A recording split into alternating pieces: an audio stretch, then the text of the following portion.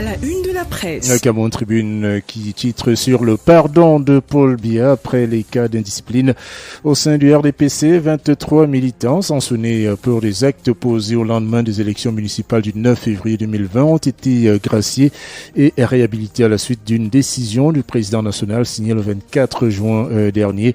Cameroun Tribune nous propose un décryptage de cet acte de clémence. Les honneurs de la nation à Simon Achidi Achou également au menu de Cameroun Tribune, qui parle également des bénéfices de l'eurobond pour les Cameroun en ce qui concerne les finances publiques. Spike Lee est annoncé au Cameroun. C'est également lire dans les colonnes du quotidien gouvernemental Cameroun Tribune. À l'Est, l'or au noir, c'est le titre qui barre la une de mutation. L'exploitation artisanale de ce minerai se poursuit en dépit d'une mesure du ministère des Mines portant suspension de cette activité. Une mutation qui nous propose une enquête dans la KDI. Autre sujet à la une de mutation, l'UPC, encore un congrès unitaire annoncé, nous dit le journal, qui s'intéresse aussi à l'actualité au sein du RDPC, le Rassemblement démocratique du peuple camerounais, et cette grâce présidentielle des indisciplinés. C'est également à lire dans les colonnes du quotidien Mutation. Saltant le temps des poursuites judiciaires dans le cadre du Covid-Gate, c'est la une du quotidien bilingue Émergence qui parle également du syndrome post-Covid en ce qui concerne la santé publique et du climat délétère qui persiste au sein de la Croix-Rouge camerounaise. Une Croix-Rouge camerounaise qui serait sur le grill selon le quotidien bilingue Émergence. Covid-Gate, Cannes 2021, le ras-le-bol de la diaspora. C'est le titre du Messager, ulcéré par la malgouvernance et l'inertie du régime de Paul Biya. Partisans et sympathisants du MRC, le mouvement pour la renaissance du Cameroun, ont manifesté sur la place de la République à Paris samedi dernier, écrit le Messager, qui parle également du dilemme Concessao en ce qui concerne les lions indomptables et de ces déserteurs, 600 au total des enseignements secondaires qui sont dans le viseur de ce ministère. Est Cameroun également au menu du Messager, les deux visages de l'exploitation minière, écrit le journal. Politique foncière, comment l'État garantit la terre promise à la diaspora? C'est le titre du journal Le Singan qui nous informe que le forum d'information et d'échange sur les problématiques de l'habitat et de l'accès aux fonciers des Camerounais de l'étranger a donné lieu à un exposé du ministre des Domaines, du Cadastre et des Affaires foncières, Henri Ayebia, ici, devant la représentation nationale, et sur les dispositions réglementaires et législatives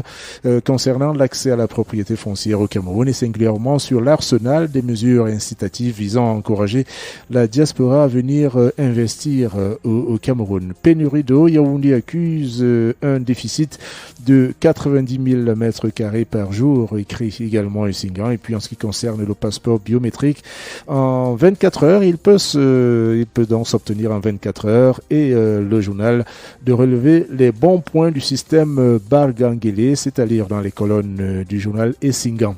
L'Indépendant s'intéresse au-dessous de la censure à l'Assemblée nationale et à la Chambre des comptes. Comment la présentation en séance plénière du rapport de la Chambre des comptes de la Cour suprême sur la gestion des fonds Covid a été annulée le 25 juin dernier à l'hémicycle. L'Indépendant qui s'intéresse également à cette liste de 600 fonctionnaires fictifs du ministère des Enseignements secondaires qui ont 7 jours pour se présenter à la direction des ressources humaines de ce ministère, faute de quoi il risque la suspension, ou plutôt la révocation pure et simple. Train express Douala Yaoundé, également au menu de l'Indépendant, avec ce que le journal appelle le spectre de la catastrophe des ECA. Et puis, sale temps pour les journaux WhatsApp, c'est également à lire dans les colonnes de l'Indépendant. Batao, la ruée vers l'or, titre de son côté l'œil du Sahel, qui nous amène également à l'hôpital régional de Yagoua, un hôpital annexe en carence de spécialistes, nous dit le journal, qui nous informe également que la demande nigériane fait exploser le prix du maïs dans la région du Nord Cameroun.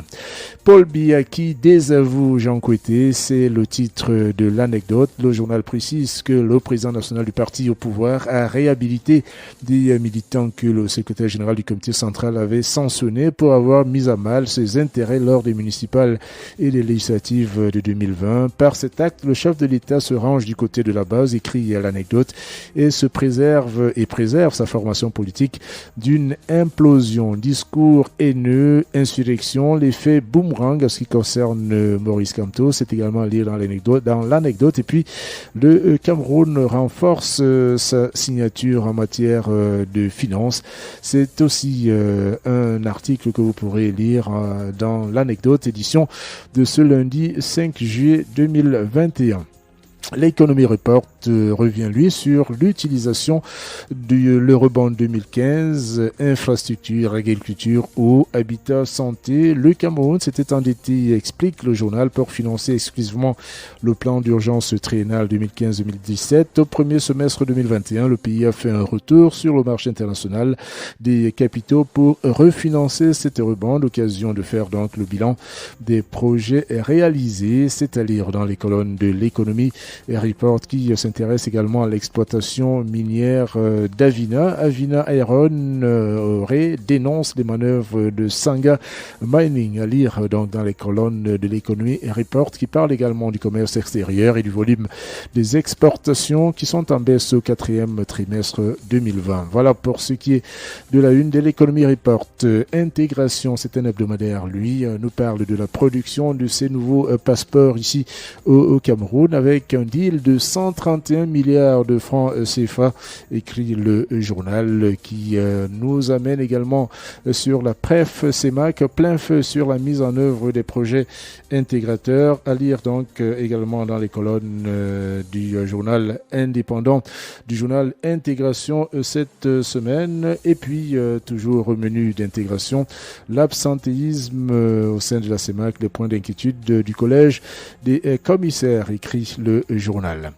Eco Matin revient ce matin sur le rebond du Cameroun, la remontada, titre le journal, qui se penche également sur le projet minier de Mbalam Nabeba et ses interrogations sur la crédibilité de Bestway et Aust Sino. C'est donc à lire dans les colonnes du journal Eco Matin. Voilà pour ce qui est de la une de quelques confrères de la presse écrite. Je vous donne tout de même ce dernier titre avec la nouvelle expression et ses enseignements secondaires, le gangstérisme salarial au menu de ce journal. 600 enseignants camerounais vivant en Europe émargent au budget de l'État. Le ministre des enseignements secondaires, Pauline Nalova-Lyonga, leur a donné 7 jours pour clarifier leur situation. Et puis le ministère de la Culture se défend également au menu de la nouvelle expression transport. L'Express reprend, c'est à la ligne de chemin de fer Douala-Yaoundé qui est donc de service depuis le 1er juillet dernier, et Achidi Achou qui a été inhumé à Santa, son village natal, samedi dernier. Achidi Forever,